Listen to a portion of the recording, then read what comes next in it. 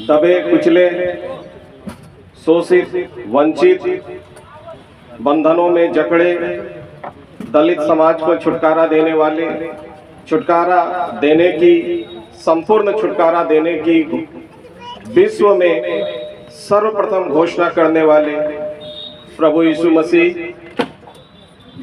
महात्मा बुद्ध, महात्मा फूले, संत शिरोमणि रविदास जी, बाबा साहब डॉक्टर अंबेडकर, ई रामास्वामी पेरियार, प्रजापति संताराम बीए, ललई यादव, बिरसा मुंडा, जयपाल सिंह मुंडा, मान्यवर कांसीराम जी, माता सावित्रीबाई फूले, माता रमाबाई अंबेडकर, माता फातिमा शेख, माता संत टेरेसा, आयरन लेडी बहन कुमारी मायावती जी एवं बहुजन समाज में जन्मे समस्त महापुरुषों एवं महामहिलाओं का चरण वंदन करता।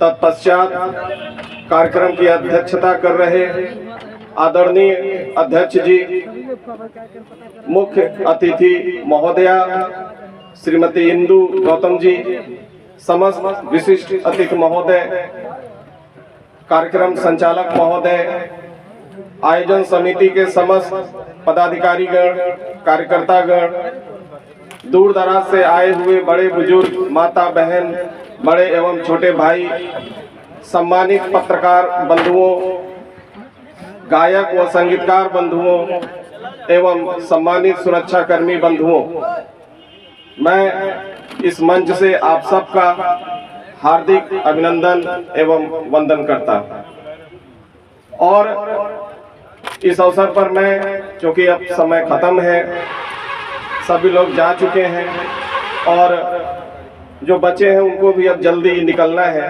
तो समय अब बचा नहीं है। तो जो बातें कहने की मैं तैयारी करके आया था, वो सारी बात अब कहने में समय लगेगा, तो मैं कुछ निवेदनों को आपके सामने रखकर और विदा लूंगा। इस अवसर पर मैं विशेष रूप से आभार व्यक्त करता हूं एडवोकेट भीमराव गौतम जी का, जो भीम सेना के संस्थापक हैं, चीफ हैं, कि उन्होंने बड़ा ही आत्मिक स्नेह, प्यार, दुलार, सम्मान दिया हमें यहाँ पर। हम उसके आभारी हैं और हम धन्यवाद देते हैं। हमेशा मुझसे बातें करते हैं और मैं भी इनके कार्यक्रम को देखता रहता हूँ और उत्साहित करता रहता हूँ।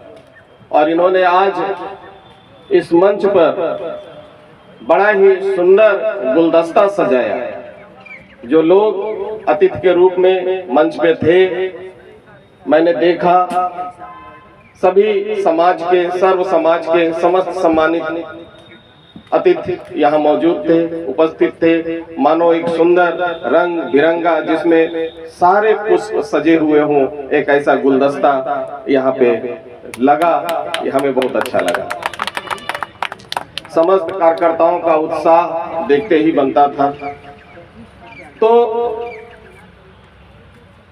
अब अगर मैं प्रसंग उठाऊंगा तो उसका समय नहीं है ना? लेकिन मैं आप सबके सामने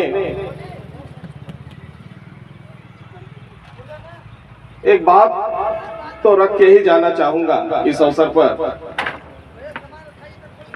अभी हमारे पूर्व के वक्ताओं ने कहा, जिनको सुनना था, बहुत सी बातें समझना था, वो उन्होंने समय भी निकाला, आने जाने का खर्च भी किया, लेकिन बहुत से बातों को बिना सुने ही चले गए। तो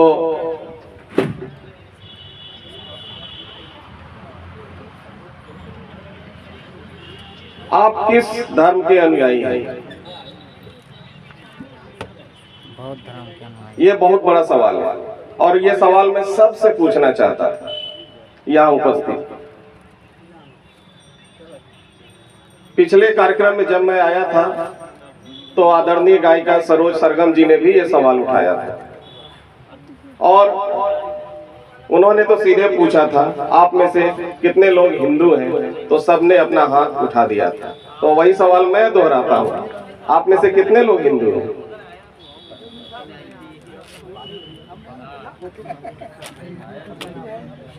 आप में से कितने लोग हिंदू हैं? भीमसेना चीफ महोदय ने पहले ही कह रखा है कि किसी धर्म, जाति, वर्ण, संप्रदाय के विरुद्ध कुछ भी कहने की जरूरत नहीं। लेकिन एक बात है कि तुम हमें जख्म भी दो और हम चिल्लाएं भी ना।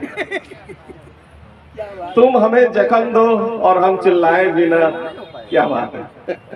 हाँ? जब जख्म की चर्चा होगी तो जख्म देने वाले की भी चर्चा होगी। और डॉक्टर अंबेडकर का जीवन, डॉक्टर अंबेडकर का संघर्ष वो जख्मों से ही भरा हुआ है। और उन जख्मों को उन्होंने अपने जीवन में महसूस किया, और यही दर्द उन्होंने ये भी महसूस किया कि हमारे समाज के लोग भी उन जख्मों से पीड़ित हैं, और उन्होंने उन जख्मों पर मरहम लगाने का प्रयास किया। क्या आपको पता है कि भारत में जनगणना का आरंभ कब हुआ? ब्रिटिश राज में 1872 में भारत में जनगणना आरंभ हुई, लेकिन ये पहली जनगणना पूरी नहीं हुई। 1881 में प्रथम और पूरी जनगणना हुई, और जब ये जनगणना हो रही थी तो आपको ये जानकर आश्चर्य होगा, जो जनगणना आयुक्त थे